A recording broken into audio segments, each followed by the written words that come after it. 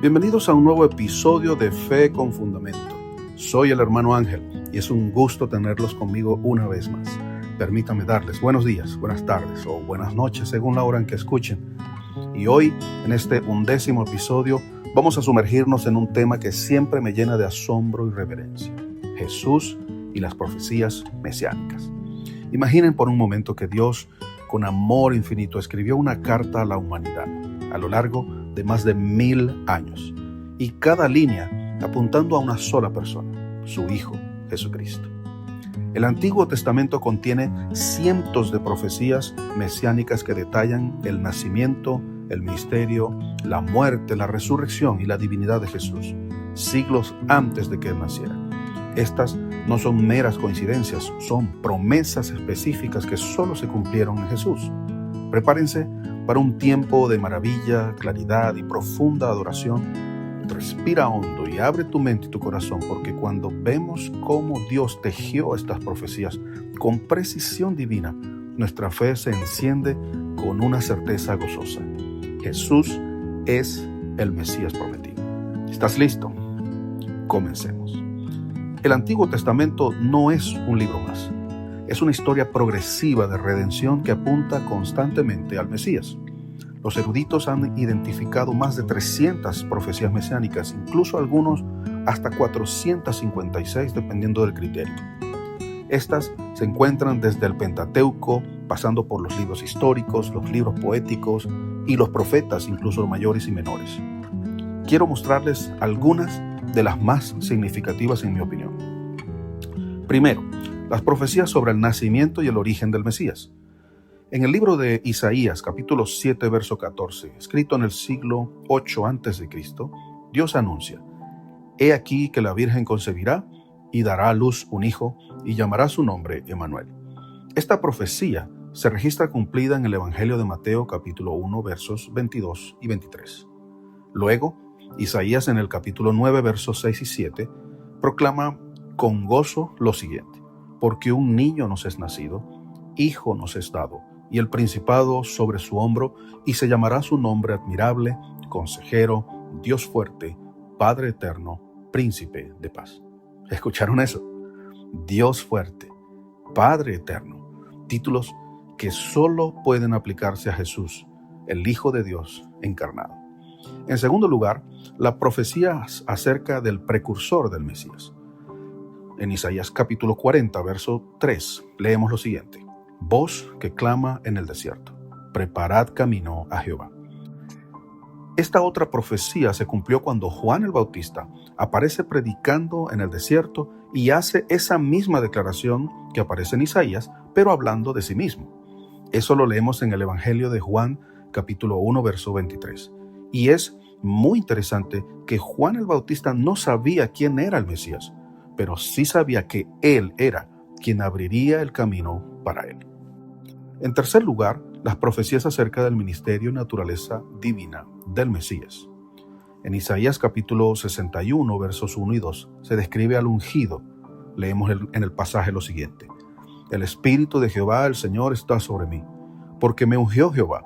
Me ha enviado a predicar buenas nuevas a los abatidos, a vendar a los quebrantados de corazón, a publicar libertad a los cautivos y a los presos apertura de la cárcel, a proclamar el año de la buena voluntad de Jehová y el día de venganza del Dios nuestro, a consolar a todos los enlutados». Jesús mismo leyó este pasaje en la sinagoga de Nazaret y declaró: «Hoy se ha cumplido esta escritura delante de vosotros». ¡Qué momento tan poderoso que podemos leer en Lucas 4, versos 18 al 21! Y por último, mencionaré las profecías que se refieren a la muerte y resurrección del Mesías. Aquí mencionaré dos de los capítulos más impactantes, en mi opinión, de toda la Biblia: el Salmo 22 e Isaías 53, el siervo sufriente. Estos dos capítulos parecen haber sido escritos al pie de la cruz por algún testigo ocular. Escuchen con atención lo que dice el Salmo 22.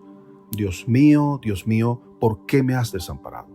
Todos los que me ven me escarnecen, estiran la boca, menean la cabeza, diciendo: se encomendó a Jehová, líbrele él. Sálvele, pues en él se complacía. y todos mis huesos se descoyuntaron. Horadaron mis manos y mis pies. Contar puedo todos mis huesos, entre tanto ellos me miran y me observan. Repartieron entre sí mis vestidos, y sobre mi ropa echaron suertes. Qué poderosa profecía, amigos y hermanos. Por su parte, en Isaías 53 leemos: despreciado y desechado entre los hombres, varón de dolores, y Jehová cargó en él el pecado de todos nosotros. Fue herido por nuestras rebeliones, como cordero fue llevado al matadero, y con los ricos fue en su muerte. Verás descendencia, prolongará sus días, y la voluntad de Jehová será en su mano prosperada. Estos pasajes de Salmos e Isaías describen con exactitud varios hechos. Primero, fue rechazado. Las frases todos los que me ven me escarnecen y despiadado y desechado se cumplen en Mateo 27, 22 al 23. Segundo, su sufrimiento físico y espiritual. Las frases todos mis huesos se descoyuntaron, horadaron mis manos y mis pies.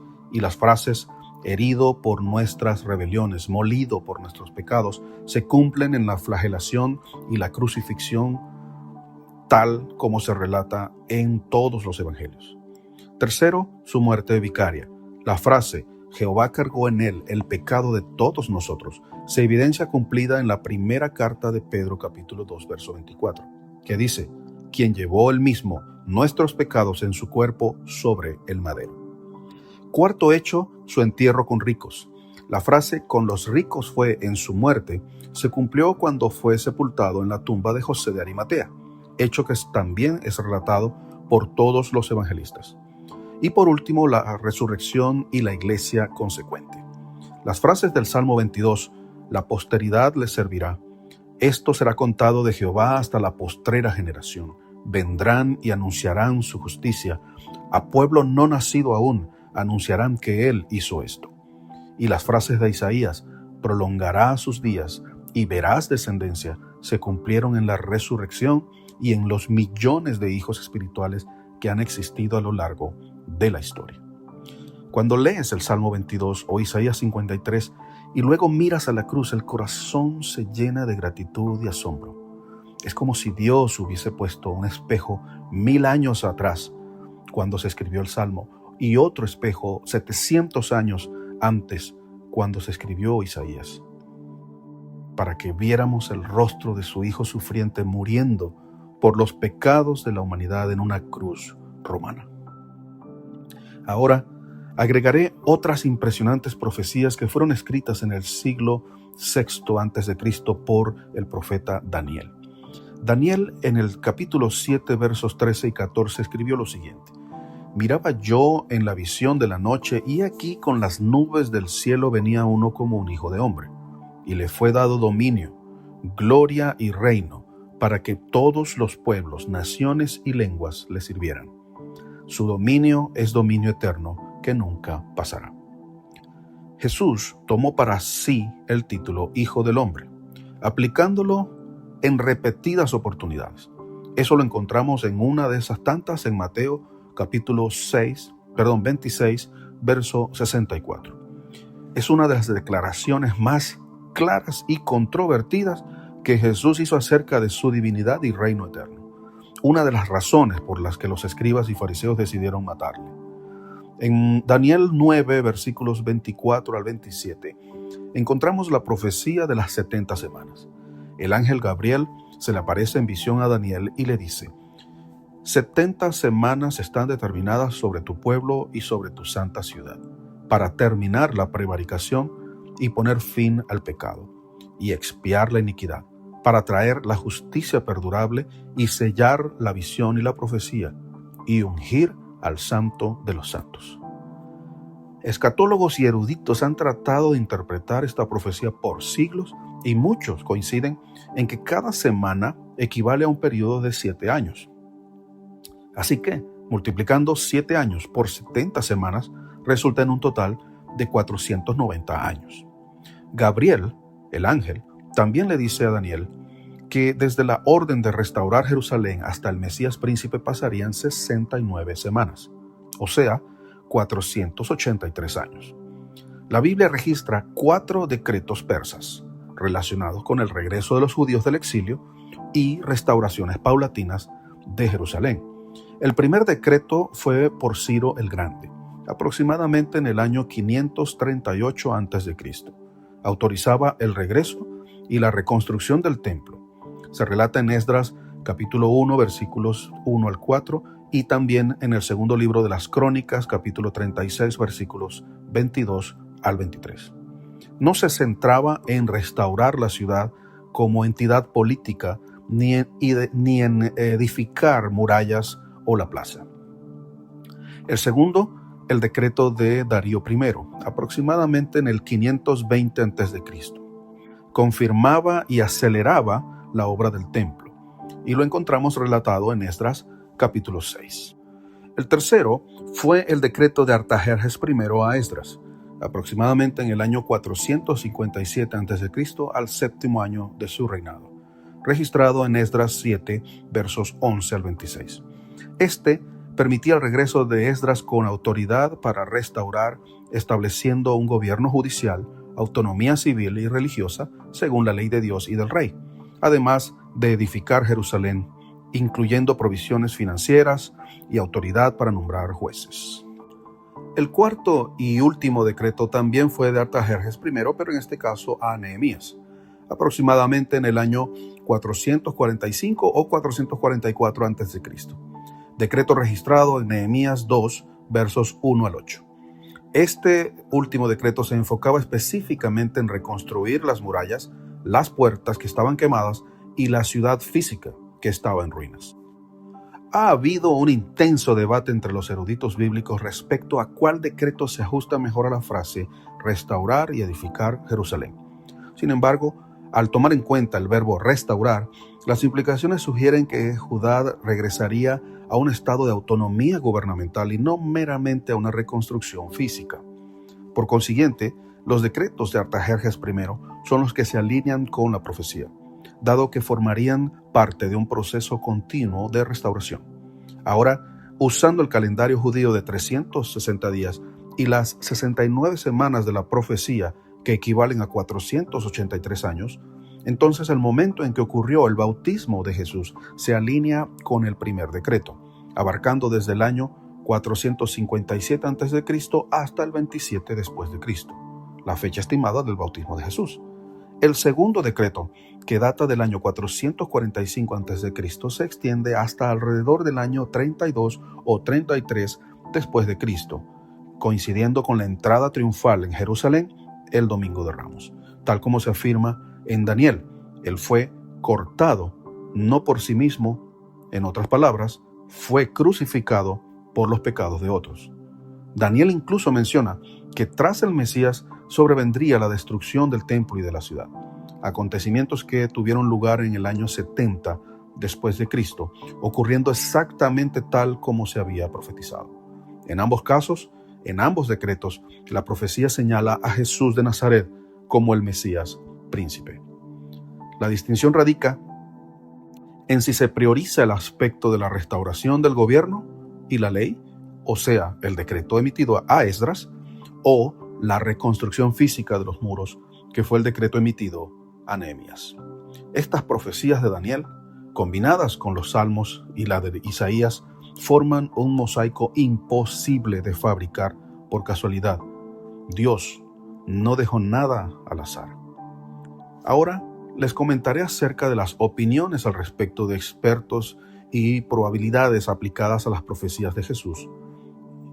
El matemático Peter Stoner calculó en su libro La ciencia habla que la probabilidad de que una persona cumpliera solo 8 profecías mesiánicas, como nacer en Belén, ser traicionado por 30 monedas, crucificado con malhechores, es de 1 en 10 a la 17, un número tan grande que es estadísticamente imposible por azar. Si ampliamos el cálculo a 48 profecías, la probabilidad es astronómica. Josh McDowell y otros apologistas han refinado estos cálculos, concluyendo que solo Jesús cumple el perfil completo. Eruditos como Alfred Edersheim en el libro La vida y los tiempos de Jesús el Mesías y Walter Kaiser en el libro El Mesías en el Antiguo Testamento, afirman que las profecías forman un mosaico coherente que solo Jesús completa.